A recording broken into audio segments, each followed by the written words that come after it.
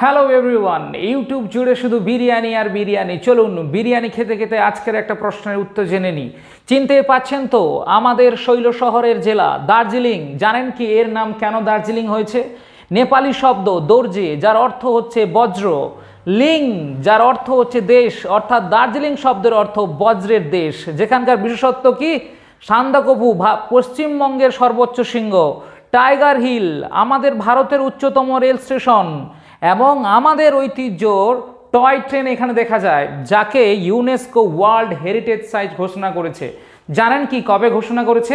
বলুন তো, 1990 সালে নাকি 87 সালে নাকি 1999 সালে নাকি 1998 সালে? চলুন বলে দিই, 1999 সালে। আপনারা জানেন কি পশ্চিমবঙ্গের একটা গুরুত্বপূর্ণ স্থানকে 1987 সালে ওয়ার্ল্ড হেরিটেজ সাইট ঘোষণা করা হয়েছে? সেটি কোনটি? কমেন্ট করে জানান। আপনাদের জন্য থাকলো এই প্রশ্নটি। Thank you.